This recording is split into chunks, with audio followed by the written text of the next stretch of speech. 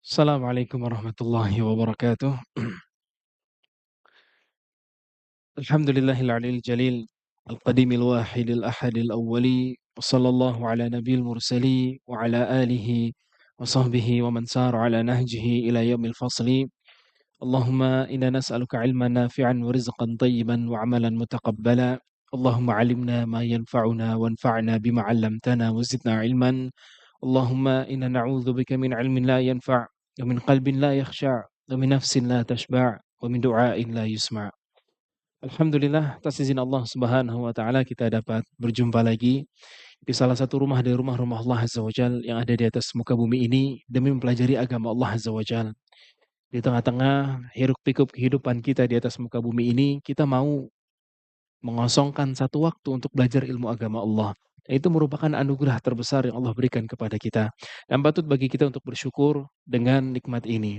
Dan teman-teman sekalian, tidak lupa kita ingatkan terus bahwasannya yang namanya majelis ilmu kayak begini gak akan bikin kita rugi sama sekali. Walaupun kita duduk cuma sesaat. Nabi SAW mengatakan, "Majtama'a qaumun fi baitin min buyutillah yatluna kitab Allah." Tidaklah suatu kaum mereka berkumpul di salah satu rumah dari rumah-rumah Allah. Kemudian mereka melantunkan ayat-ayat Allah. Wa yatadarasunahu fima bainahum. Kemudian mereka mempelajari ayat-ayat ini. Illa nazalat alaihimus sakinah. Kecuali ketenangan bakal turun kepada mereka. Wa ghasyiyatuhumur rahmah. Kemudian rahmat Allah pun meliputi mereka.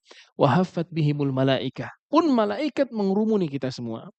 Maka dari situ kita paham bahwasannya yang hadir di majelis ilmu kayak begini bukan cuma kita manusia, tapi mereka para malaikat pun ikut hadir di sini mendengarkan kajian ini sampai selesai. Dan mereka melakukan itu semua karena mereka ridho dengan apa yang kita perbuat sekarang. Dan Nabi SAW lanjut mengatakan, eee, "Waman batta'a bihi 'amaluhu lam yusri' bihi nasabuh." Yang dia diperlambat sama amalan dia, maka nggak akan pernah bisa dikejar dengan nasabnya dia yang mulia. Jadi orang semulia apapun, kalau dia lambat amalannya, gak bertakwa sama Allah, gak akan bisa sama sekali dikejar dengan nasabnya yang mulia. Sekalipun dia keturunan Rasul, sekalipun dia keturunan Presiden, Raja, dan sebagainya. Karena semuanya ditentukan dengan ketakwaan kita kepada Allah Azza wa Jalla. Sebagaimana Allah katakan, "Inna akramakum indallahi atqakum." Orang yang paling mulia di antara kalian adalah orang yang paling bertakwa kepada Allah Azza wa Jalla. Kemudian yang kedua, pembahasan kita pada hari ini adalah pembahasan yang cukup relate sama kita semua. Kita semua sekarang mendapatkan hidayah untuk mau duduk di majelis ilmu. Di tengah-tengah kesibukan kita, apalagi ini hari libur, tanggal merah, kadang sebagian kita ya jadi malas untuk datang ke kajian dan sebagainya. Tapi alhamdulillah Allah berikan kita hidayahnya. Sehingga kita mau duduk di majelis ilmu ini dan moga-moga Allah Azza wa Jalla menjadikan kita orang-orang yang dikatakan oleh Nabi SAW, "Man yuridillahu bihi khairan yafaqihu fid din." Barang siapa Allah kehendaki buat dia kebaikan, Allah bakal bikin dia paham dengan agama Allah Azza wa Jalla. Amin ya rabbal alamin. Baik, pembahasan kita ini sangat menarik, yaitu judulnya adalah ketika Allah memilihmu dan mahalnya hidayah. Kita bakal lihat bahwasannya namanya hidayah yang Allah berikan kepada kita sekarang, baik hidayah itu adalah hidayah iman maupun hidayah mengenal agama Allah, itu sangat mahal dan gak bisa dibeli sama sekali. Saking mahalnya gak bisa dibeli. Kita bakal lihat insya Allah, tapi kita belajar secara runut, kita akan memahami apa itu hidayah terlebih dahulu.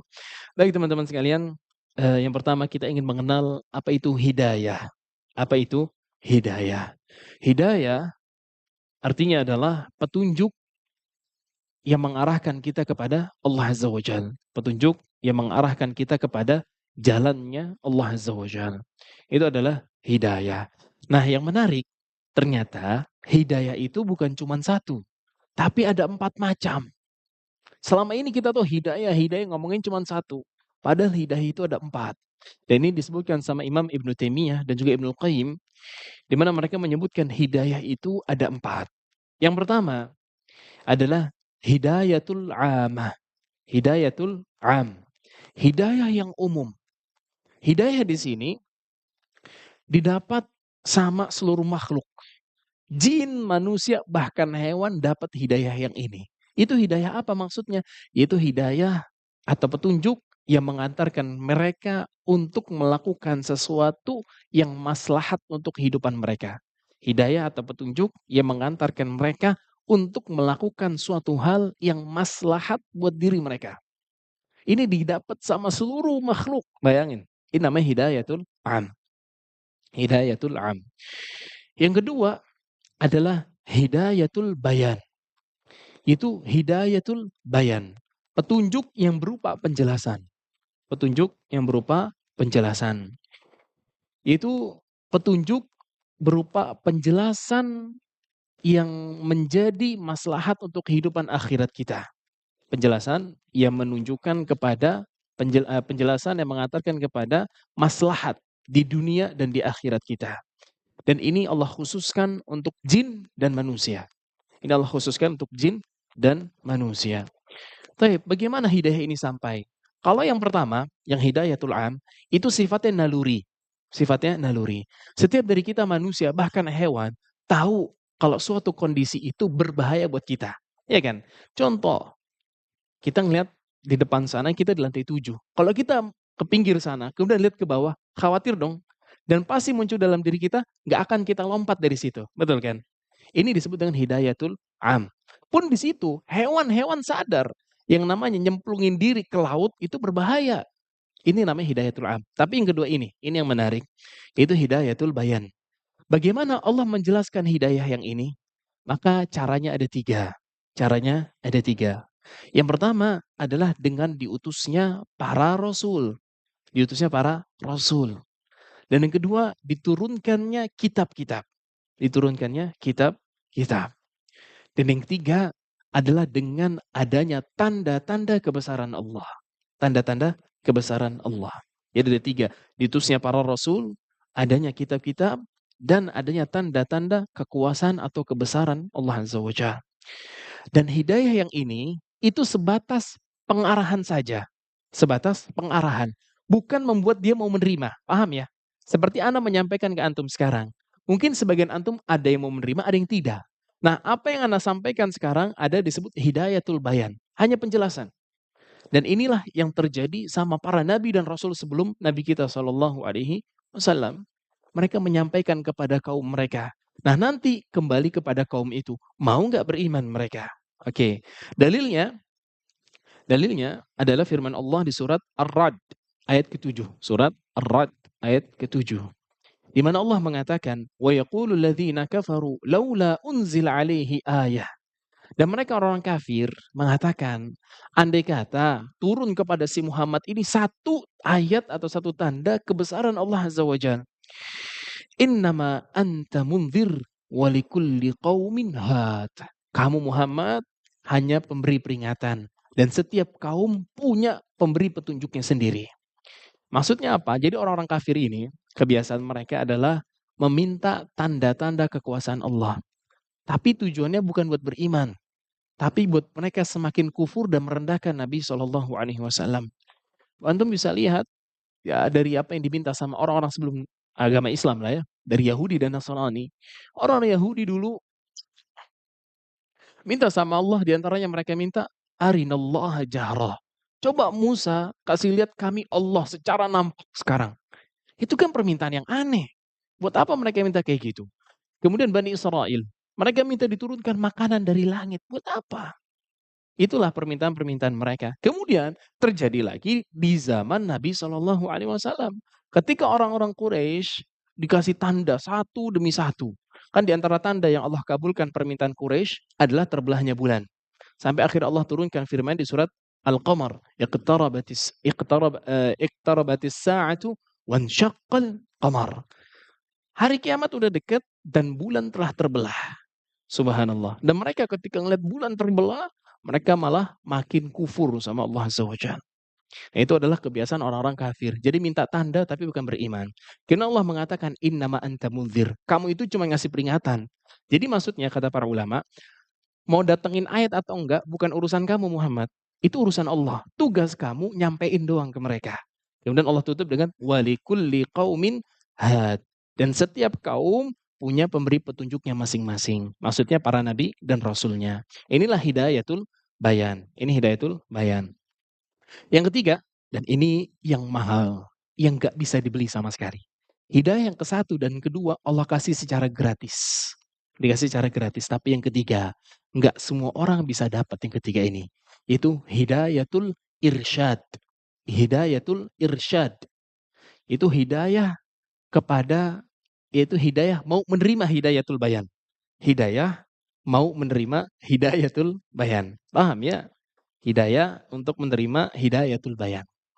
Dan ini enggak Allah kasih kecuali buat orang yang Allah pilih. Ini hak prerogatifnya Allah Azza wa Jalla. Bener-bener the chosen one doang yang bakal dapat hidayah ini. Enggak semua makhluk dapat, enggak. Khusus untuk orang-orang yang Allah inginkan kebaikan. Dan insya Allah ini fokus pembahasan kita ya. Tapi ini Anda jelasin secara umum dulu. Kemudian yang keempat hidayahnya adalah hidayah penduduk surga untuk masuk ke dalam surga. Masya Allah. Hidayah penduduk surga untuk masuk ke dalam surga. Apa dalil kok hidayah penduduk surga masuk ke dalam surga? Ini disebutkan sama Ibnu Qayyim sama Ibnu Taimiyah rahimahumullah. Mereka berdalil dengan firman Allah Azza wa Jalla di surat Al-A'raf ayat ke-42 sampai 43. Ketika Allah menceritakan tentang orang-orang yang masuk ke dalam surga, di mana Allah mengatakan walladzina amanu wa 'amilus solihati la nukallifu nafsan illa wus'aha. Adapun orang-orang yang beriman, mengerjakan amalan saleh, maka kami nggak akan membebankan mereka di luar batas kemampuan mereka. Satu. Selanjutnya Allah mengatakan, ulaika ashabul jannah. Itulah para penduduk surga. Mereka yang beriman dan mengerjakan amalan saleh. Hum fiha khalidun. Dan mereka di dalam surga kekal selama-lamanya. Lanjut Allah mengatakan, wa naza'na ma fi sudurihim min ghillin tajri min tahtihimul anhar. Kemudian ketika mereka masuk ke dalam surga, maka kami cabut dari hati mereka rasa dengki satu sama lain. Jadi kita ketika sudah masuk surga, sudah nggak ada lagi dengki-dengkian, hasad-hasatan, udah nggak ada. Semua sudah menerima dengan apa yang mereka dapat. Oke, lanjut Allah mengatakan, wa qalu alhamdulillahilladzi hadana lihadza. Kemudian mereka nanti penduduk surga dan semoga kita semua jadi seperti itu, amin ya rabbal alamin, bakal mengatakan alhamdulillahilladzi hadana lihadza. Segala puji bagi Allah Azza wa Jalla yang telah memberikan kami hidayah kepada hal ini. Memberikan hidayah kepada hal ini. Itu maksudnya surga. Maksudnya surga. Dan Allah tutup ayatnya dengan wa ma kunna linahtadiya laula an hadanallah. Dan kami nggak akan dapat petunjuk buat bisa masuk ke dalam surga kecuali Allah ngasih kita hidayah. Kecuali Allah ngasih kita hidayah. Kemudian dilanjut ayatnya ditutup dengan laqad ja'at rusulum mir rabbina bil haqq. Telah datang kepada kita rasul-rasulnya Allah dengan kebenaran. Wadzuqu wadzuqu wa nudu antilkumul jannatul lati uristumuha bima kuntum ta'malun. Kemudian nanti diseru, inilah surga yang telah dijanjikan untuk kalian. Inilah surga yang dijanjikan untuk kalian. Itu dalil yang digunakan sama Ibnu Taimiyah dan Ibnu Qayyim tentang adanya hidayah yang keempat ini, yaitu hidayah penduduk surga untuk masuk ke dalam surga. Oke, itu adalah pembagian hidayah. Selanjutnya, kita mau melihat bahwasannya hidayah itu adalah hak prerogatifnya Allah Azza wa Jalla.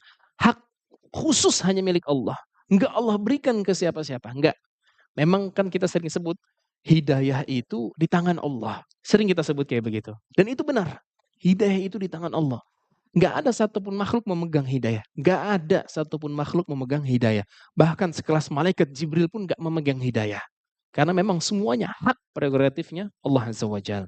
Oke, pertama-tama kita mau lihat apa dalilnya kalau itu memang hak istimewa milik Allah Azza wa Jalla. Itu firman Allah di surat Al-Hujurat ayat ke-17. Firman Allah di surat Al-Hujurat ayat ke-17. Di mana Allah mengatakan yamunnuna 'alaika an aslamu. Mereka merasa berjasa Muhammad kepada mereka, kepada kamu karena mereka sudah masuk Islam. Ini orang-orang munafik. Mereka merasa berjasa karena mereka sudah masuk Islam. Maka Allah mengatakan, "Qul la tamunnu 'alayya islamakum." Katakan Muhammad sama mereka, masuk Islamnya kalian enggak memberi jasa apa-apa sama aku. Balillahu yamunnu 'alaikum an hadakum lil imani in kuntum shadiqin. Tapi sebenarnya Allah lah yang melimpahkan nikmat kepada kamu dengan memberikan petunjuk kepada iman. Dengan memberikan petunjuk kepada iman. Jika kamu orang yang benar. Jadi ini kata para ulama, ini jadi dalil bahwasannya hidayah itu memang haknya Allah Subhanahu wa taala, memang milik Allah. Oke. Kemudian itu pertama. Yang kedua, kita bisa lihat dari Allah Azza wa Jalla mengingatkan Nabi kita Shallallahu Alaihi Wasallam bahwa dulu Nabi Shallallahu Alaihi Wasallam itu tersesat, artinya beliau tidak mengetahui kebenaran sampai Allah yang ngasih hidayah. Ini antum bayangin, Nabi Shallallahu Alaihi Wasallam kalau Allah nggak ngasih hidayah menjadi Nabi dan Rasul, memahami iman dan Alkitab Al-Quran, maka nggak akan dapat hidayah. Itu sekelas Nabi SAW. Dan itu Allah sebutkan di dalam firman-Nya di surat Asy-Syura ayat ke-52. Surat Asy-Syura ayat ke-52. Di mana Allah mengatakan, "Wa kadzalika auhayna ilaika ruham min amrina." Demikianlah Muhammad, kami wahyukan kepada kamu ruh wahyu dari perintah kami. Ma kunta tadri mal kitabu walal imanu walakin ja'alnahu nuran nahdi bihi man nasya'u min ibadina. Tapi Muhammad, kamu sebelumnya ini nggak tahu tuh apa iman, apa itu Alkitab, Al-Quran, nggak tahu kamu. Kemudian kami jadikan itu semua cahaya yang kami berikan kepada hamba-hamba kami yang kami kehendaki. Jadi cahaya hidayah itu khusus Allah berikan buat siapa yang Allah kehendaki. Ini ngomongnya ke Nabi SAW loh, ingat. Ngomongnya ke Nabi SAW. Jadi ini sebagai bentuk pengingat terhadap nikmat Allah yang besar ini.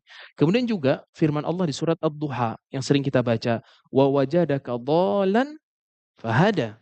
Dan Allah mendapati kamu tersesat, maka Allah berikan kamu petunjuk. Tapi di sini teman-teman sekalian, terkait ayat ini ada khilaf di antara para ulama. Ada sebagian orang yang keliru di dalam menafsirkan ayat ini. Jadi mereka mengatakan Nabi SAW itu dulu sesat. Ya, dulu dibilang sesat. Kenapa sesat? Dulu Nabi SAW jahil sama Islam. Ini keliru. Ayat ini tidak menjelaskan hal itu. Ayat ini wawajadaka dhalan fahada, kata Ibnu Katsir, kata Imam Al-Baghawi, maksudnya adalah dulu Nabi SAW itu pernah tersesat sama pamannya. Jadi ada kisah, dulu ketika Nabi SAW masih kecil, kan diajak ke Syam sama Abu Thalib, ingat ya? Diajak ke Syam sama Abu Thalib. Ternyata ada kejadian unik. Ini nggak disebutkan, jarang disebutkan. Jadi ketika perjalanan Abu Thalib sama Nabi SAW balik dari Syam mau ke Mekah, di pertengahan jalan mereka baliknya pada malam hari. Kan kalau malam hari udara adem dan nggak panas ya. Tapi karena jalanan gelap, nggak ada lampu sebagaimana kita sekarang, ternyata kata Imam Al-Baghawi, di tengah jalan mereka didatengin iblis. Di tengah jalan didatengin iblis. Allahu a'lam iblis dalam rupa apa, tapi intinya kata Imam Al-Baghawi disebutkan sama Ibnu Abbas bercerita, jadi ketika pamannya jalan sama Nabi SAW dibonceng, tiba-tiba onta ini ngarah ke arah tertentu, disesatin sama iblis, ditarik apa namanya? Tali kekangnya. Sampai akhirnya nyasar. Nah, ketika sudah nyasar, datanglah Jibril alaihissalam kemudian meniupkan angin ke iblis sehingga iblis itu mental ke Habasyah. Ditiup sekali mental dia ke Habasyah. Itu adalah kisah yang disebutkan sama Imam Al-Baghawi rahimahullah. Jadi maksudnya tersesat itu waktu dulu, bukan tersesat secara fitrah, bukan. Bukan secara fitrah. Allah alam bisawab. Jadi itu ya. Selanjutnya, Allah juga menjelaskan kepada kita bahwa bahwasannya kita itu hanya perantara saja orang mendapatkan hidayah, bukan pemberi hidayah. Kita ini hanya perantara orang mendapatkan hidayah, bukan pemberi hidayah. Dan ini berlaku untuk para nabi dan rasul. Dan ini berlaku untuk para nabi dan rasul. Kita ambil contoh pertama. Abu Thalib. Abu Thalib. Semua tahu Abu Thalib. Pamannya Nabi SAW. Antum tahu Abu Thalib ini jasanya lebih besar daripada jasa kita buat Islam. Jauh. Dia 10 tahun membela agama Allah Azza wa Jalla. Bayangin, 10 tahun membela agama Allah Azza wa Jalla. Dia korbankan nyawa, harta, kedudukan, bahkan tenaga dia untuk membela agama Islam. 10 tahun. 10 tahun lamanya juga dia melihat risalah itu turun. Melihat wahyu itu turun. Melihat bagaimana Nabi SAW berakhlak, menyampaikan dakwahnya dan seterusnya. Melihat bagaimana kaum muslimin disiksa dan sebagainya. Dia udah yakin kalau Islam itu agama yang benar. Tapi ingat sekali lagi, para nabi dan rasul hanya wasilah, perantara doang, bukan pemberi hidayah. Sampai akhirnya Abu Thalib di penghujung hayatnya, ketika dia sebelum dia meninggal, maka di sisi kanan dia ada Nabi SAW dan di sisi kiri dia ada Abu Jahal. Ketika Nabi SAW mengatakan kepada Abu Thalib, ya ammi, qul la ilaha illallah kalimatan uhajulaka biha indallah. Wahai paman, ucapin la ilaha illallah. Sebuah kalimat yang bakal aku gunakan sebagai hujah pembelaan buat kamu di hadapan Allah nanti. Apa kata Abu Jahal laknatullah alaih? Semoga Allah laknat dia itu. Abu Jahal mengatakan, "Ya Aba Talib, atarghabu an millati Abdul Muttalib?" Abu Talib, kamu benci sama agamanya Abdul Muttalib? Terjadi peran batin di hatinya Abu Talib. Siapa yang harus saya ikutin? Apakah Muhammad keponakan saya yang saya tahu kebenarannya atau kehormatan saya bersama teman-teman saya? Bayangin, ini udah kasar mau mati masih begitu Abu Talib. Sampai akhirnya ternyata takdir Allah menetapkan dia termasuk dari orang-orang yang kafir kepada Allah Azza wa Jalla. Sehingga di akhir hayat sebelum dia mati dia mengatakan ana ala millati Abdul Muttalib. Saya berada di atas agamanya Abdul Muttalib mati. Subhanallah. Antum bayangin Nabi SAW melihat kayak gitu sesedih apa coba? 10 tahun lamanya ngebela Nabi. Kita nggak ngomongin ngebela doang. Jasa secara pribadinya Abu Thalib ke Nabi SAW itu besar. Dari kakeknya meninggal Abdul Muthalib kan dipegangnya sama Abu Thalib sampai besar. Sampai jadi Nabi dipegang sama Abu Thalib. Akhirnya karena sedihnya Nabi SAW, beliau mengatakan, la astaghfirannallaha laka ma lam unha anka. Demi Allah aku akan mintakan ampun buat kamu hai paman sampai aku dilarang. Bayangin itu. Nabi SAW sampai ngomong kayak begitu. Langsung turun firman Allah di surat Al-Qasas ayat ke-56. Innaka la tahdi man ahbabta. Muhammad, kamu nggak bisa ngasih hidayah buat siapa yang kamu cintai. Nggak bisa. Itu ngomongnya ke Nabi Muhammad SAW. Innaka la tahdi man ahbabta, walakinna Allah yahdi man yasha. Tapi Allah lah yang ngasih hidayah buat siapa yang Allah kehendaki. Wa huwa a'lamu bil muhtadin. Dan Allah tahu siapa yang berhak dapat hidayah sama yang enggak. Bayangin gitu. Balasan dari Allah Azza wa Jalla ke nabinya. Akhirnya turun juga firman Allah di surat At-Taubah ayat 113. Di mana Allah mengatakan, "Maka nalin nabi waladina amanu." Gak patut buat seorang nabi dan juga orang-orang yang beriman. Ayastaghfiru lil musyrikin. Minta ampun buat orang-orang kafir.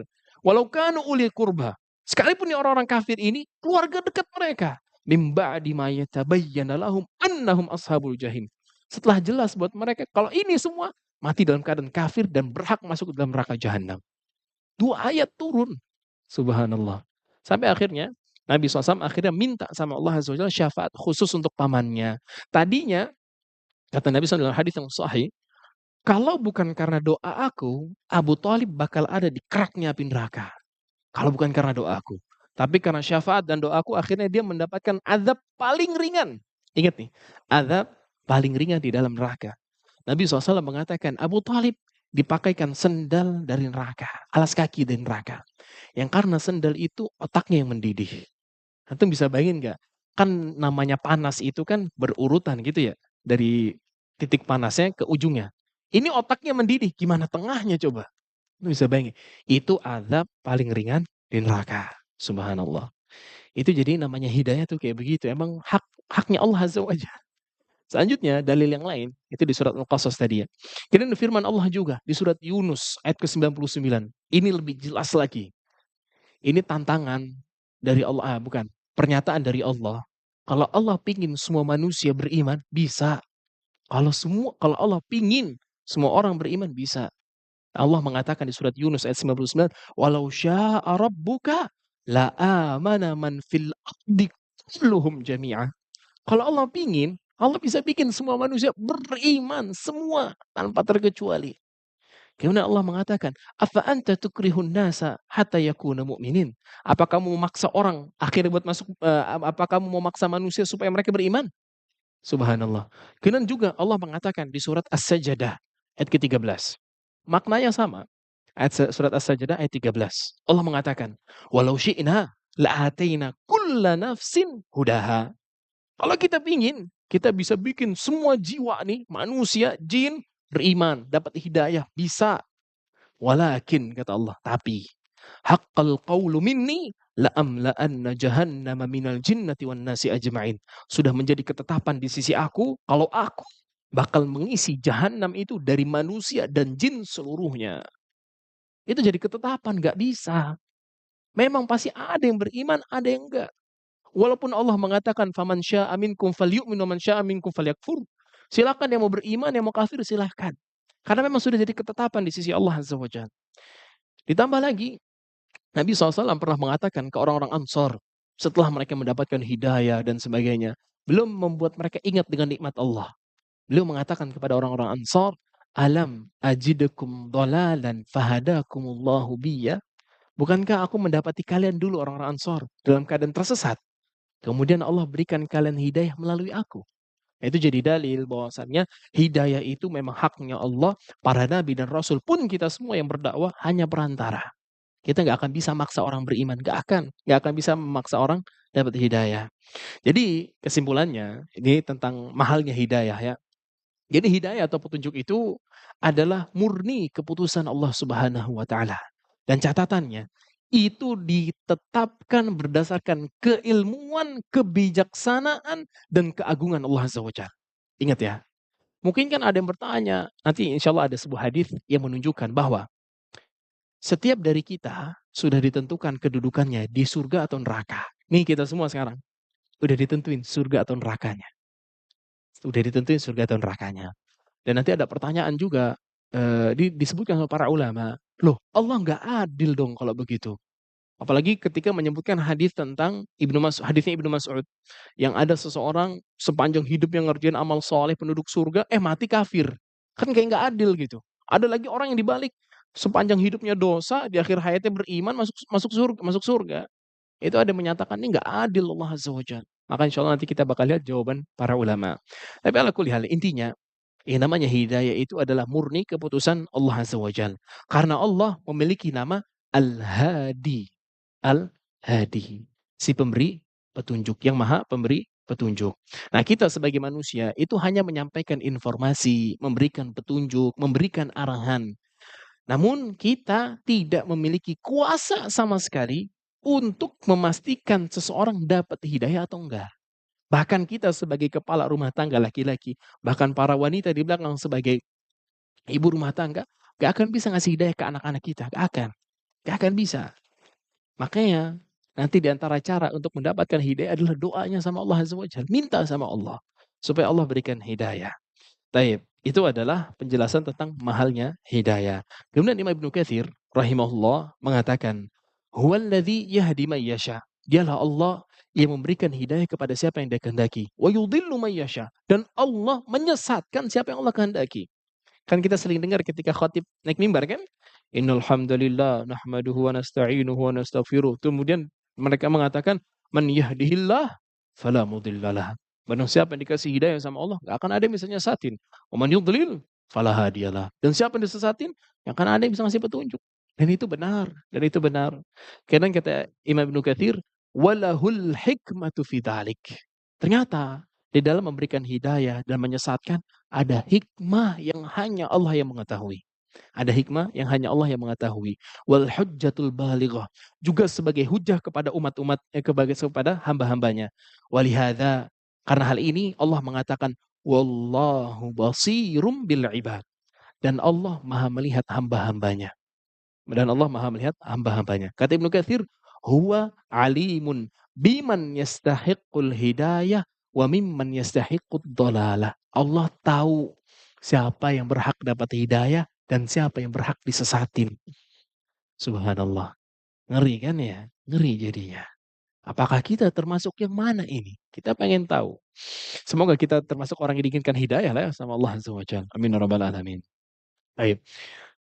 Di sini ada poin penting. Sekalipun hidayah di tangan Allah Azza wa Jalla dan penyesatan juga di tangan Allah, maka itu semua tidak menghalangi seorang hamba untuk melakukan amalan salih dan berusaha untuk menggapai kebaikan-kebaikan dan menjauhi semua keburukan. Jadi, walaupun hidayah itu di tangan Allah, penyesatan juga di tangan Allah, itu tidak menjadi dalil males-malesan beribadah. Tidak menjadi dalil.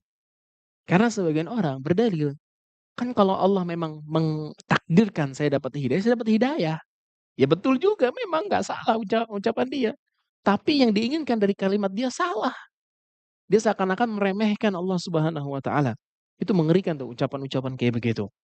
Kemudian karena yang namanya hidayah dan penyesatan itu ada sebab-sebab yang mengantarkan kepada masing-masingnya. kebaikan atau hidayah itu ada sebab-sebabnya ya kan. Pun yang namanya penyesatan ada juga sebab-sebabnya. Nggak mungkin ujug-ujug jeblek tiba-tiba gini. Ya mungkin aja, tapi secara garis besar kita paham yang namanya hidayah ada sebabnya. Pun yang namanya penyesatan ada sebabnya. Itu logis. Secara manusiawi kita paham masalah itu. Dan ada dalilnya. Ada dalilnya. Anda bisa lihat di surat Al-Lail yang sering kita baca. Cuman sayangnya kadang makna-makna sedalam ini nggak kita pahamin karena kita kurang paham dengan makna ayat Qur'annya sendiri. Anda bisa cek di surat Al-Lail ayat keempat sampai 10. Surat Al-Lail ayat keempat sampai 10. Di mana Allah mengatakan, "Inna sa'yakum lasyatta." Sungguh manusia, usaha kalian itu bermacam-macam. Fa amma man a'ta wattaqa. Adapun mereka, orang-orang yang menyedekahkan atau mengeluarkan harta mereka di jalan Allah dan bertakwa. Wa saddaqa bil husna, dan dia membenarkan firman Allah juga risalah nabinya serta membenarkan surga.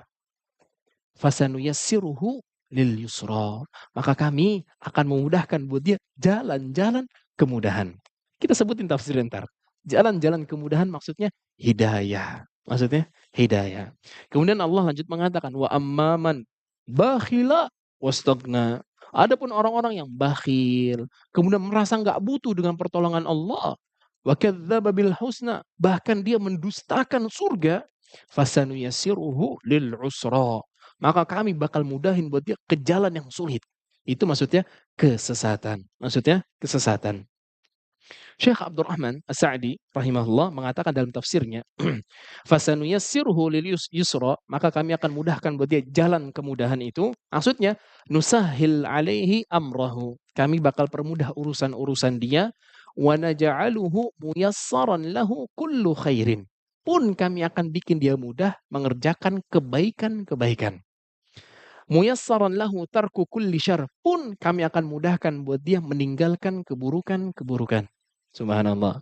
Li'annahu ata bi asbabit taisir. Karena dia sekarang telah mendatangi sebab-sebab mendapatkan jalan kemudahan itu. Lihat, karena dia telah mendatangi sebab-sebab mendapatkan jalan kemudahan. Sebaliknya ketika beliau menafsirkan fasanuyassiruhu lil usra, maka kami akan mudahkan buat mereka nih jalan kesulitan.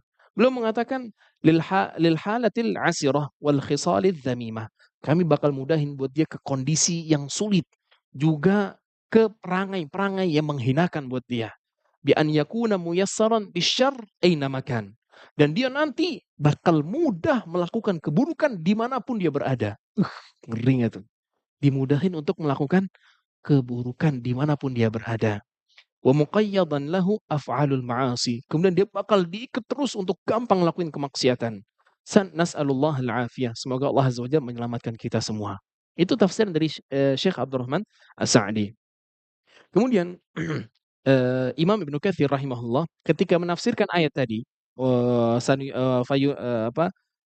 ketika Allah mengatakan fasanuyassiruhu lil yusra, sama juga firman Allah Azza wa Jalla fasanuyassiruhu lil usra, Imam Ibnu Katsir mendatangkan ayat Allah yang lainnya, firman Allah yang lainnya. Itu firman Allah di surat Al-An'am ayat 110. Firman Allah di surat Al-An'am ayat 110. Di mana Allah mengatakan wa nuqallibu afidatahum wa absarahum kama lam yu'minu bihi awwala marrah wa nadharuhum fi tughyanihim ya'mahun. Dan begitu pula kami palingkan hati dan penglihatan mereka seperti mereka pertama kali mereka tidak beriman kepada Al-Qur'an. Dipalingkan sama Allah Azza wa Jalla. Kemudian saya menyebutkan ayat ini, Ibnu Katsir mengatakan, wal ayatu fi hadzal ma'na katsirah. Ayat yang semisal dengan masalah ini, kalau yang namanya hidayah itu ada sebab dan yang namanya kesesatan itu ada sebab, banyak. Banyak, kata Ibnu Katsir. Kemudian beliau mengatakan, wa ala anna Allah azza wa jal yujazi man qasada al-khaira bitaufiqi lahu. Bahwasanya Allah akan memberikan taufik dan juga balasan kepada orang yang inginkan kebaikan untuk bisa menggapai kebaikan itu. Wa man qasada syarra bil khidlan. Adapun orang-orang yang ingin kepada keburukan, maka Allah jadikan dia mendapatkan sebab-sebab kesulitan dan kehinaan. Wa kullu dzalika biqadarin muqaddar, dan itu semua berdasarkan takdir yang telah Allah tetapkan. Wal ahaditsu dalla ala hadzal ma'na katsira, Dan dalil hadis-hadis yang menjelaskan masalah ini sangat banyak. Kemudian beliau menyebutkan, innal mar'a, sungguhnya seseorang yamutu ala ma kana alaihi. Seseorang itu bakal mati di atas kebiasaannya dia. Di atas kebiasaannya dia. Wa yub'atsu ala ma mata alaihi. Dan dia bakal dibangkitkan juga dengan kondisi terakhir dia meninggal. Wa qad ajra Allahul karimu 'adatahu bi anna man qasada al-khaira wuffiq lahu. Dan udah menjadi sunnatullah. Orang yang menginginkan kebaikan bakal Allah kasih petunjuk buat dia bisa menggapai kebaikan itu. Wa man nawa salihan tsabata 'alaiha. Dan barang siapa yang meniatkan kebaikan, Allah teguhkan di atas kebaikan itu. Kemudian ayat ini ternyata ada tafsirannya dari Nabi SAW. Ada tafsirannya. Ada sebuah hadis sahih diriwayatkan Imam Bukhari dan Imam Muslim dari Ali bin Abi Thalib. Dari Ali bin Abi Thalib. Di mana suatu ketika one day Nabi SAW sama para sahabatnya menghadiri penguburan salah satu jenazah sahabat. Ketika jenazah itu lagi diturunin, maka Nabi SAW mengambil ranting. Kemudian ranting ini beliau coret-coret di pasir. Beliau coret-coret di pasir. Kemudian beliau mengatakan, "Ma minkum min ahadin illa waqad kutiba maq'aduhu minan nari wa maq'aduhu minal jannah." Tidak ada satupun dari kalian kecuali kedudukan atau tempatnya di surga sudah ditetapkan dan tempatnya dia di neraka sudah ditetapkan. Terus para sahabat bertanya dong, "Ya Rasulullah, afala nattakilu ala kitabina wa nada'ul amal?" Ya Rasulullah, kalau begitu mending kita nggak usah beramal dong. Kita udah tinggal sandarkan diri kepada takdir. Kan betul kan? Para sahabat memahami begitu. Kalau udah ditetapin, ya buat apa beramal? Tapi kata Nabi SAW apa? "I'malu fakullun muyassarun lima khuliqa lahu." Beramal kalian udah. Karena setiap orang, kalau kita mau tahu apakah kita ini termasuk orang yang menjadi penduduk surga atau neraka, lihat kondisi kita.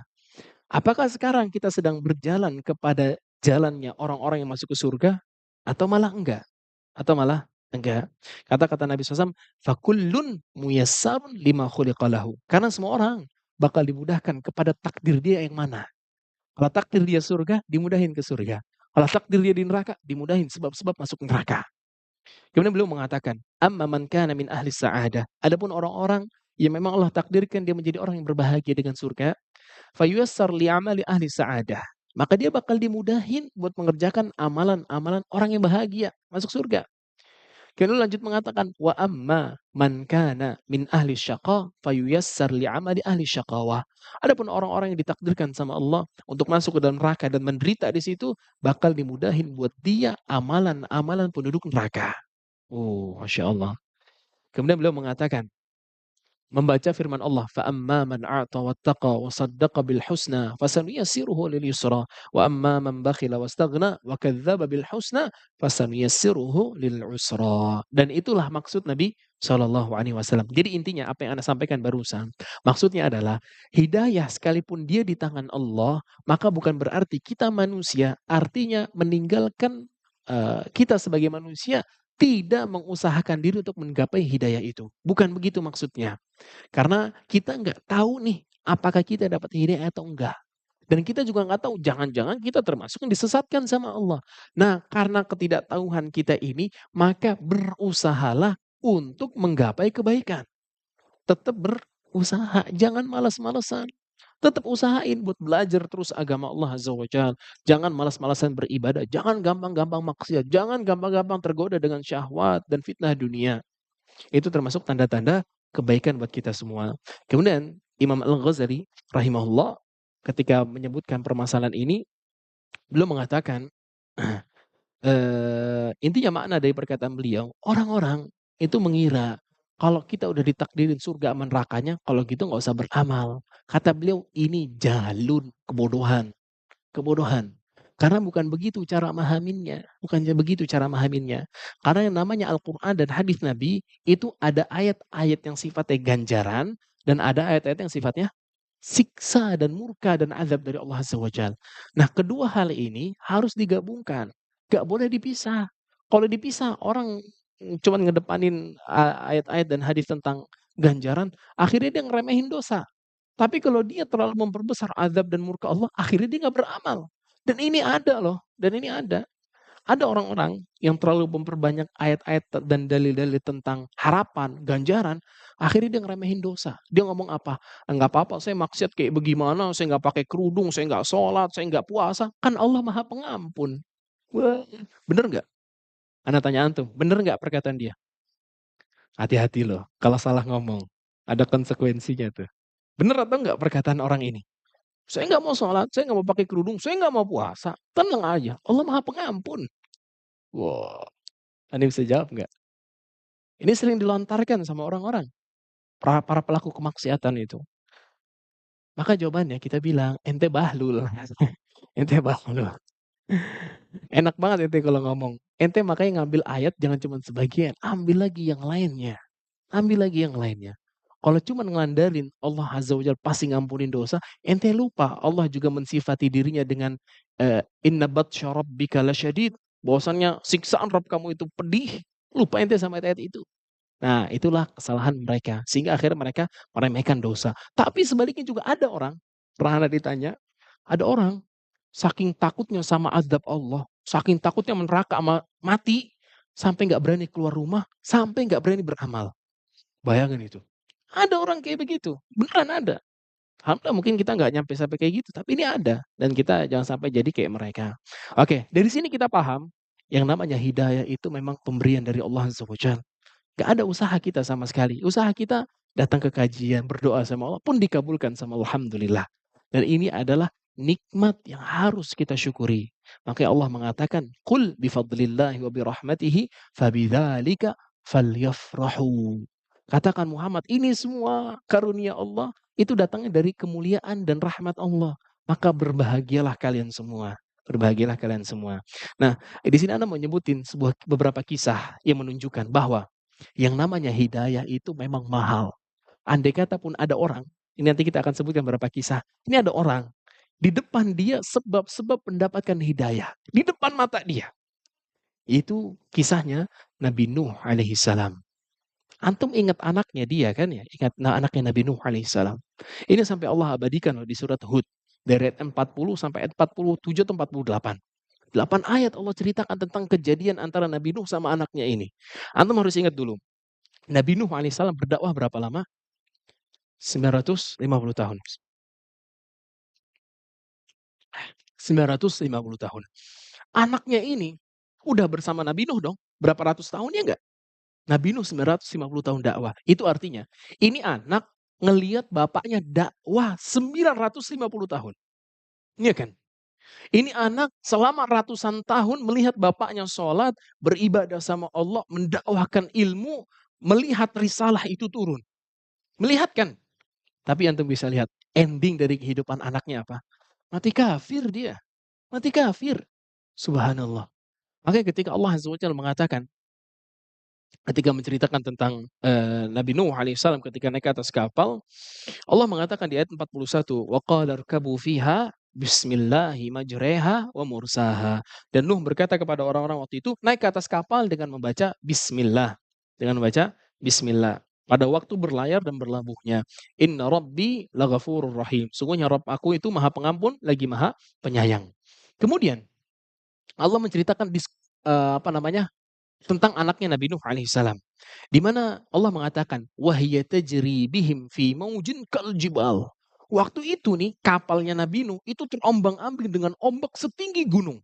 Bukan longsor lagi itu, tsunami setinggi gunung, bayangin.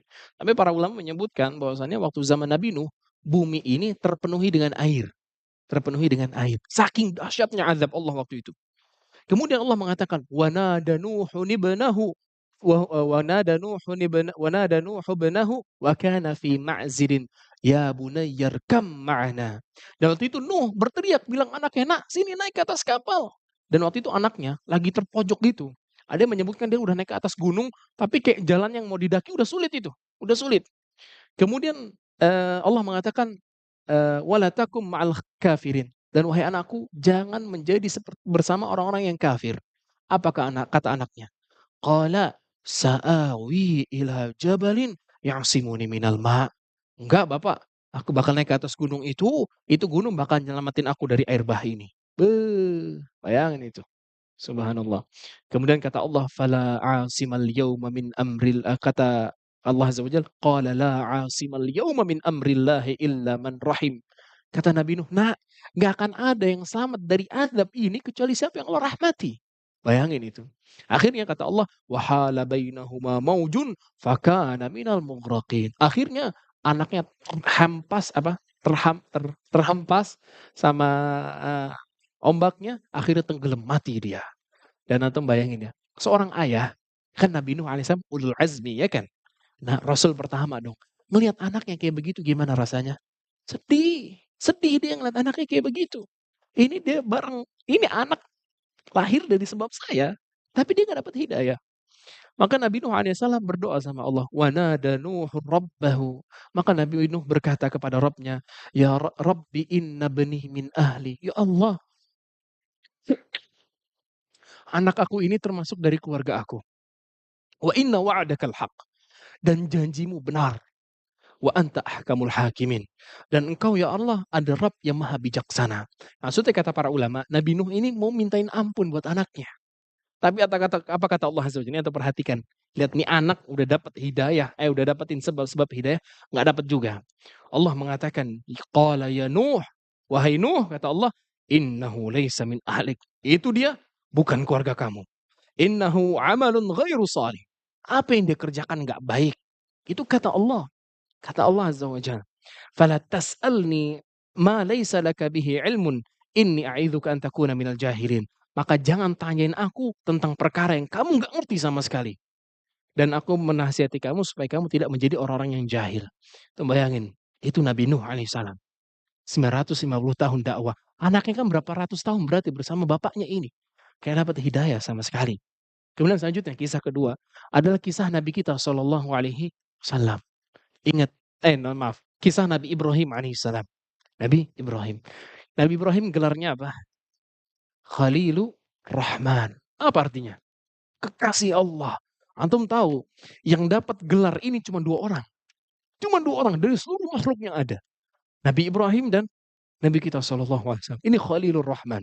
Bayangin, kita ingat ya status beliau sebagai Khalilur Rahman. Allah menceritakan tentang Nabi Ibrahim dengan bapaknya. Di surat Maryam ayat 40 sampai 48. Antum bisa cek. Di mana Nabi Ibrahim alaihi salam apa Allah Azza wa Jalla bercerita, "Idz qala li abihi ya abati lima ta'budu ma la yasma'u wa la yubsiru wa la yughni anka syai'a." Wahai ayahanda. Ini pakai kata-katanya ya abati. Itu artinya Nabi Ibrahim itu ngomongnya lembut. Pak, ayahanda, lembut sekali ngomongnya. Kenapa kamu beribadah kepada sesosok makhluk yang tidak mendengar, tidak melihat, bahkan nggak akan bisa memberikan manfaat apa-apa buat kamu? Ini ngomongnya pelan loh Nabi Ibrahim. Kemudian Ibrahim lanjut mengatakan, "Ya abati, inni qad ja'ani minal ilmi ma lam ya'tika fattabi'ni, ahdika siratan sawiyya." Wahai ayah, ini telah datang kepada aku sebuah ilmu yang kamu nggak dapetin. Maka ikutin aku bakal kasih kamu petunjuk ke jalan yang lurus. Lanjut Nabi Ibrahim ngomong lagi, "Ya abati, la ta'budi syaitan, inna syaitana kana lirrahmani 'asiyya." Wahai ayahanda, jangan kamu sembah setan. Setan itu membangkang kepada Allah Ar-Rahman. Lanjut lagi Nabi Ibrahim mengatakan, "Ya abati, inni akhafu an yamassaka 'adzabun minar rahman fatakuna lisyaitani waliya." Wahai ayah, aku takut kalau kamu ditimpa azab dari Allah Azza wa Jalla sehingga kamu malah menjadi temannya syaitan. Apa kata bapaknya? Qala araghibun anta an alihati ya Ibrahim. Wahai Ibrahim, kamu benci sama Tuhan-Tuhan aku? Bayangin itu. Ini Nabi Ibrahim ngomongnya udah lembut kayak begitu loh. Nggak nyentuh hatinya sama sekali. Sampai akhirnya Allah Azza wa Jalla juga firmankan di surat At-Taubah ayat 114. Di mana menjadi dalil bahwasannya bapaknya Nabi Ibrahim mati dalam keadaan kafir. Allah mengatakan di surat At-Taubah ayat 114, "Wa ma kana istighfaru Ibrahim li abihi illa min mau'idatin wa'adaha iyyah." Dan tidaklah istighfarnya Nabi Ibrahim. Kan Nabi Ibrahim minta ampun buat bapaknya kan? Di ayatnya tadi Nabi Ibrahim mengatakan qala salamun 'alaika sa'astaghfiru laka rabbi. Keselamatan buat kamu wahai ayah dan aku bakal mintain ampun buat kamu. Kata Allah, Nabi Ibrahim ngelakuin itu cuman untuk memenuhi janji dia sama bapaknya. Udah itu doang. Tapi kata Allah Azza wa Jalla, Falamma tabayyana lahu annahu aduwwun lillah, ketika jelas buat Nabi Ibrahim kalau bapaknya adalah musuh Allah, tabarra'a min, ditinggalin langsung. Udah gak dimintain ampun. Akhirnya bapaknya termasuk dari orang-orang yang kafir. Itu Khalilur Rahman. Khalilur Rahman. Berdakwah ke bapaknya sendiri loh. Subhanallah. Gak dapat hidayah sama sekali. Itulah yang namanya hidayah sangat mahal. Kadang ada orang yang di sisinya dia, di depannya dia, banyak sebab-sebab dapat hidayah. Tapi ternyata Allah memang gak menakdirkan dia dapat hidayah. Yang gak akan dapat hidayah. Tapi ada juga orang-orang yang karena memang Allah inginkan dia hidayah, mau di pelosok negeri paling pojok sana sekalipun, nggak ada internet, nggak ada listrik, Allah pingin kasih dia hidayah, dapat hidayah dia. Makanya kita sekarang yang sudah dapat hidayah, bersyukur. Ini nikmat mahal, nggak diberikan sama Allah kecuali buat orang-orang yang Allah kasih kehendaknya. Taib. Itu adalah sebagian kisah dan dari sini kita paham dong. Sekarang kewajiban kita adalah mensyukuri. Tapi pertanyaannya, bagaimana cara mensyukurinya? Ada yang tahu? Bagaimana cara mensyukuri hidayah ini? Ini nikmat besar. Caranya apa? Gampang. Caranya adalah melakukan ketaatan kepada Allah Azza wa Jalla. Udah itu. Itu cara mensyukuri nikmat Allah Azza wa Jalla tentang hidayah ini. Itu disebutkan sama Imam Ibnu Qayyim Al-Jauzi rahimahullah. Cara kita mensyukuri nikmat hidayah ini adalah melakukan ketaatan. Dah, itu aja. Jadi kalau sekarang kita udah merasa, iya ya, hidayah itu mahal ya. Ternyata Allah nggak kasih ke semua orang. Maka tugas kita sekarang adalah menambah ketaatan kita kepada Allah Azza wa Jalla. Dan moga-moga Allah Azza wa Jalla jadikan kita orang yang istiqamah sampai meninggal dunia. Terakhir adalah beberapa kiat yang mungkin bisa kita amalkan agar kita tidak berbalik arah. Kan kita sekarang sudah maju ke arah yang lebih benar, betul? Tapi ingat teman-teman sekalian, yang namanya ujian pasti ada di depan kita. Pasti. Yang namanya orang mau nyesatin kita pasti ada. Yang namanya iblis dan para tentaranya nggak akan pernah istirahat buat ngesesatin kita. Maka sekarang apa kiat-kiatnya supaya kita nggak berbalik arah lagi? Di antaranya, ini cuma sebagian aja nggak semua ya. Yang pertama, yang paling penting adalah doa sama Allah Azza wa Jalla. Doa. Di antara doa yang dianjurkan sama Nabi SAW dibaca adalah, Ya muqallibal qulub, thabit qalbi ala dinik, wa ya musarrifal qulub, sarif qalbi ila ta'atik. Di antaranya juga firman Allah dalam Al-Quran, Rabbana la tuzigh qulubana ba'da idh hadaitana, wa hab lana min ladunka rahmah, innaka antal wahhab. Itu dipahami bacaan doanya. Karena itu doanya indah sekali. Ya Allah, kemudian juga banyak-banyak doa Rabbana atina fid dunya hasanah wa fil akhirati hasanah wa qina adzabannar. Kita minta doa kebaikan untuk dunia dan akhirat kita supaya kita nggak dibinasain sama Allah Azza wa Jalla. Itu yang pertama, doa sama Allah Azza wa Jalla. Yang kedua adalah bersungguh-sungguh dalam melawan hawa nafsu. Ya kita tahu ya Allah mengatakan inna nafsa la ammaratum bisu. Jiwa ini pasti ngajak kita untuk ngelakuin keburukan terus, pasti, pasti. Terus Nabi SAW juga mengatakan kullu bani Adam khata. Setiap anak Adam itu pasti pelaku dosa. Tapi catatannya kata Nabi, wa khairul khata'ina at-tawwabun. Tapi yang paling baik dari para pelaku dosa adalah yang mau taubat, yang mau taubat. Jadi, walaupun kita pasti terjatuh dalam dosa, maka tugas kita adalah bertaubat dan beristighfar kepada Allah Azza wa Jalla. Sampai kapan Ustadz? Sampai ente mati. Sampai kita mati istighfarnya. Nggak boleh berhenti. Ya. Oke, itu yang kedua. Jadi bersungguh-sungguh melawan hawa nafsu. Nah, ditambah lagi, Allah Azza wa Jalla berfirman di surat Al-Ankabut ayat ke-69, itu ayat terakhir. Allah mengatakan, "Walladzina jahadu fina lanahdiyannahum subulana." Orang-orang yang bersungguh-sungguh untuk menempuh jalan kami, kami bakal kasih petunjuk ke jalan kami. Jadi kalau kita mau dapat hidayah harus bersungguh-sungguh, serius. Serius, harus serius.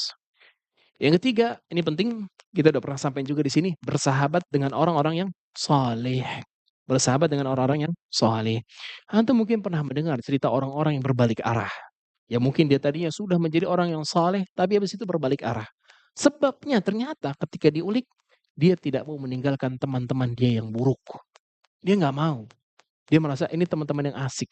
Akhirnya bukannya dia mewarnai, terwarnai dia. Bukannya dia ngasih hidayah, malah dia dikasih kesesatan sama temannya. Jadi jauhin teman-teman yang nggak soleh. Udah cari yang soleh-soleh aja. Yang kita udah pernah sampein di sini. Yang kalau kita ngeliat muka dia ingetnya sholat, ingetnya kajian, ingetnya zikir, ingetnya puasa. Itu yang kayak begitu yang kita temenin. Bukan yang kalau ngeliat muka dia pinjam dulu 100 gitu kan. Itu ya subhanallah, udah nggak zaman. Apalagi ngeliat muka dia ingetnya dulu ketika masih, wah masih nggak bener nih, masih mabok, wah masih kacau. Yang kayak begitu dijauhin. Yang keempat, menjauhi sebab-sebab keburukan. Usahakan semaksimal mungkin meninggalkan keburukan-keburukan, bahkan sebab-sebabnya. Bahkan sebab-sebabnya. Di antara sebab keburukan itu mendengarkan syubhat. Mendengarkan syubhat. Jangan dengerin syubhat dari orang-orang yang sesat. Jangan. Ini paling sering ya subhanallah. Belakangan ini baru dapat info ternyata banyak anak-anak muda yang jadi ateis sekarang. Ragu dia sama agamanya sendiri. Sebabnya apa? Mendengarkan syubhat-syubhat ateisme. Awalnya niatnya cuma buat seru-seruan aja, tau-taunya kafir beneran dia. Tau-taunya kafir beneran, itu ada beneran. Subhanallah. Nasallallahu salamah wal afiyah. Yang kelima, terus belajar ilmu agama Allah Azza wa Jalla. Jangan bosan. Wallahi jangan bosan. Antum kalau udah bosan belajar, binasa antum. Kita semua binasa kalau udah berhenti belajar, binasa. Makanya dulu dinukilkan dari sebagian salaf, kalau ada satu hari aku nggak dapat ilmu sama sekali, aku udah merugi. Satu hari aku nggak dapat ilmu sama sekali, ilmu baru, aku merugi udah. Aku merugi. Makanya sehari minimal bisa dapat faedah baru. Satu aja. Satu aja. Itu bakal menjadi bekal yang besar buat kita. Yang keenam adalah sering merenungkan kematian. Sering merenungkan kematian. Ingat, dengan kita banyak mengingat kematian, maka hati ini akan lembut. Dan insya Allah kita nggak akan nekat untuk melepas hidayah ini. Nggak akan. Nggak akan nekat. Yang ketujuh adalah merenungi nama-nama dan sifat Allah Azza wa Jalla. Yaitu mengenal Allah lebih dekat. Mengenal Allah lebih dekat. Kita mungkin sama ini jadi orang muslim, tapi kita nggak kenal Allah Azza wa Jalla. Allah, kita nggak pernah tahu sifat-sifatnya Allah Azza wa Jalla. Maka sekarang PR besar buat kita adalah memahami nama-nama dan sifat Allah. Yang terakhir adalah membaca sirah Nabi SAW, para sahabat dan juga para salafus saleh. Antum bacalah Nabi SAW bagaimana memperjuangkan Islam ini. Sehingga antum bisa paham, iya ya, Nabi kita aja dulu mempertahankan kalimat la ilaha illallah sampai seberat itu. Masa kami yang sekarang hidup di zaman ini nggak mau mempertahankan, nggak mau memperjuangkan? Kita bisa lihat para sahabat dulu ketika mempertahankan kalimat la ilaha illallah sampai nyawa, raga, dan hartanya mereka jadi ancaman. Tapi nggak bikin mereka gentar sama sekali. Nggak. Nah itu kalau kita baca kisah-kisah kayak begitu, iman kita kenceng itu langsung, wah, kalau disuruh jihad habis ini jalan kita itu. Habis baca kisah-kisah kayak begitu. Habis ini ada, ayo jihad, jalan, bismillah langsung itu. Itu kalau iman lagi tinggi karena baca kisah-kisah kayak begitu. Pun baca kisah para salafus saleh. Wallahi dalam kisah mereka itu ada keajaiban-keajaiban. Kisahnya para salafus saleh. Ada satu buku mungkin ini sebagai ini aja ya, buat dibaca. Bukunya udah diterjemahin. Judulnya kalau di bahasa Arabnya Safahat min Sabril Ulama. Lembaran-lembaran kesabaran para ulama dalam menuntut ilmu. Itu udah diterjemahin. Itu karya Syekh Abdul Fattah Al-Ghuddah. Wallahi bagus banget bukunya. Itu beliau menyebutkan di situ beberapa kisah yang menggugah iman kita. Melihat bagaimana dulu mereka, para ulama, bisa jadi kayak begitu. Gimana caranya? Nih, baca. Beratnya perjuangan mereka sampai membuat mereka. Artinya, kan yang namanya usaha itu pasti membuahkan hasil yang sesuai. Jadi usaha mereka membanting tulang, memeras keringat, bahkan mengancam nyawanya sendiri, itu berhasil membuahkan hasil yang besar. Di mana mereka akhirnya menjadi ulama-ulama yang besar, bahkan nama mereka selalu disebut sampai detik ini. Allahu a'lam bishawab. Itu yang bisa Ana sampaikan. Semoga sedikit ini bermanfaat dan semoga Allah Azza wa Jalla menjadikan kita orang-orang yang istiqomah sampai ajal datang menjemput kita semua. Dan semoga Allah Azza wa Jalla menjadikan kita orang-orang yang mendapatkan hidayah untuk masuk ke dalam surganya juga. Amin ya rabbal alamin. Baik, mungkin itu yang bisa Ana sampaikan. Ada pertanyaan? Jazakallah khair. Yang yang yang di sini ada yang mau bertanya? Atau jelas kayaknya materinya alhamdulillah ya jelas. Oke. Assalamualaikum, afwan izin bertanya di luar tema. Apakah boleh menerima makanan atau sembako dari orang terdekat yang berpenghasilan haram? Beliau seorang muslim. Terkait menerima hadiah dari orang yang berpenghasilan haram ada khilaf di antara para ulama. Ada yang mengatakan boleh, ada yang tidak. Tapi Allah a'lam bishawab, kalau ana pribadi membolehkan. Ana pribadi membolehkan. Ana mengikuti pendapatnya Ibnu Mas'ud radhiyallahu anhu. Di mana Ibnu Mas'ud pernah ditanya sama orang-orang tentang hadiah yang diberikan sama orang-orang Yahudi. Hadiah yang diberikan sama orang-orang Yahudi. Dan kita tahu orang Yahudi demen sama yang namanya riba. Demen mereka, suka. Terus kata Ibnu Mas'ud, "Alaikumul hadiyah walahumul ithmu." Buat kalian hadiahnya, buat mereka dosanya. Ya Allah alam bisawab, diperbolehkan menerima hadiah dari orang-orang yang berpenghasilan walaupun haram. Tapi kita punya kewajiban lain, yaitu menasihati. Jadi jangan cuma mau enaknya doang ngambil hadiah, ngambil sedekah, ingetin juga itu orang. Akhi, antum mau sampai kapan menghasilkan yang haram-haram kayak begini? Gak takut sama neraka Allah apa? Ya kalau nggak takut nggak apa-apa, yang penting tiap hari tetap kasih. Oke. Assalamualaikum Ustaz. Waalaikumsalam. Bagaimana caranya mengajak orang tua, yaitu tante, yang taat beribadah, sholat, puasa, dan lain-lain, tapi masih suka ghibah, mu mudah marah, dan suka berurusan dengan hal-hal klinik, kesyirikan, nauzubillah, tradisi nenek moyang dalam hidup sehari-hari. Nah, yang kayak begini-gini, yang pertama paling penting didoakan dulu. Didoakan. Karena dia meyakini apa yang dia yakini itu benar. Ini yang susah. Dia meyakini apa yang dia yakini sekarang itu benar. Makanya kunci pertama adalah doain tante. Doain tantenya. Yang kedua adalah menasehati dengan cara yang lemah lembut dan yang logis. Nah, di sini PR-nya buat yang bertanya, buat pun kita semua yang memang di keluarga kita ada orang-orang yang melakukan kesyirikan, belajar tauhid lebih dalam. Supaya andai kata di keluarga kita ada yang melakukan hal itu, kita bisa membantah dan bisa menjelaskan hujahnya. Bisa menjelaskan hujahnya. Dan ini juga sampaikan ke tantenya, "Tante, ingatlah walaupun tante ngelakuin amal ibadah sebanyak ini, Allah mengatakan, la in asyrakta la yahbatanna 'amaluka wa la takunanna minal khasirin." Wahai tante, Allah mengatakan, asik wahai tante, kalau kamu ngelakuin kesyirikan sekali, kata Allah Azza wa Jalla, maka seluruh amal ibadah kamu hilang semuanya. Ini bahayanya kesyirikan teman-teman. Makanya mohon maaf banget ana ingetin. Kenapa pelajaran tauhid penting? Karena ngerinya kayak begitu. Ngeri. Ini anak kasih gambaran aja ya. Ada orang hidup 50 tahun. 50 tahun. 50 tahun itu haji terus dia tiap tahun. Dapat terus kuota. Tiap bulan umroh. Tiap hari sedekah. Tiap hari beribadah sama Allah Azza wa Jalla. Tahu-taunya di umur dia yang ke-51 dia terjatuh dalam dosa syirik besar. Apa yang terjadi? Seluruh amal dia 50 tahun itu hilang semua. Hilang. Kalau dia taubat kembali nggak? Nggak. Dia start from zero. Ngeri nggak tuh? Lebih ngeri lagi kalau dia mati belum tobat. Nauzubillah. Allah mengatakan innallaha la yaghfiru ayyushraka bih wa yaghfiru ma duna dzalika liman yasha. Allah nggak akan ngampunin dosa syirik. Nggak akan.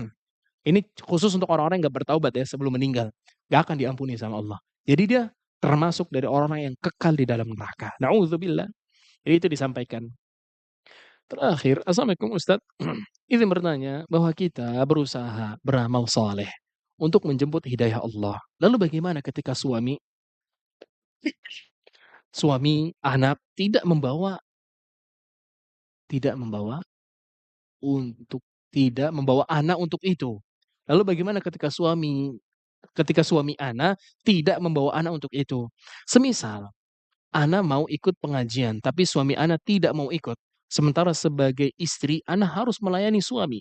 Mana yang harus ana utama, mana yang harus ana dahulukan?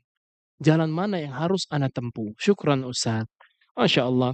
Semoga Allah Azza wa Jalla berikan hidayah buat suami anti yang pertama. Yang kedua, ingat ya buat para akhwat. Mungkin sebagiannya diberikan ujian kayak begini. Maka kewajibannya adalah taat sama suaminya. Kalau suaminya nggak ngasih izin buat kita berangkat kajian, nggak usah berangkat. Wallahi nggak usah berangkat. Nggak usah ngomongin kajian. Puasa qadha aja kalau nggak diizinin suami nggak boleh. Puasa loh yang jadi haknya Allah. Kalau qadha ya, khusus qadha ya, khusus qadha. Nggak diizinin. Nggak diizinin sama suami nggak boleh puasa. Apalagi kajian. Nah, di sini ada hal yang penting. Di sinilah kecerdasan seorang wanita solihah diuji sama Allah Azza wa Jalla. Bagaimana dia memasukkan hidayah, menjadi wasilah suaminya mendapatkan hidayah. Baik dengan kata-katanya, nasihat-nasihatnya dia, sentuhan hatinya, dan sebagainya. Atau dengan menunjukkan bagaimana dia melayani suaminya. Kok ini istri aku semakin rajin datang kajian kok berubah ya? Nah, mulai muncul. Nah, sama ini yang pernah Ana sampaikan juga, jangan tergesa-gesa sama keluarga kita yang belum dapat hidayah, jangan. Santai aja, santai. Ada sebagian orang terburu-buru, bukan yang ngasih hidayah, malah bikin orang makin mental.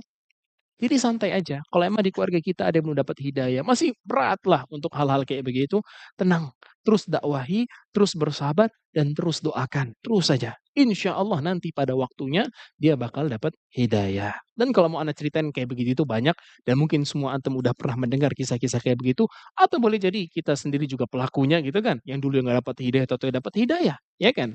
Nah itulah yang harus kita perhatikan. Allahu a'lam bishawab. Mungkin ini bisa Anda sampaikan sebentar lagi waktu zuhur. Billahi taufiq wal hidayat. Ana ucapkan jazakumullah khair buat teman-teman sekalian telah hadir. Semoga ini bermanfaat. Subhanakallahumma bihamdika asyhadu an la ilaha illa anta astaghfiruka wa atubu ilaik. Assalamualaikum warahmatullahi wabarakatuh.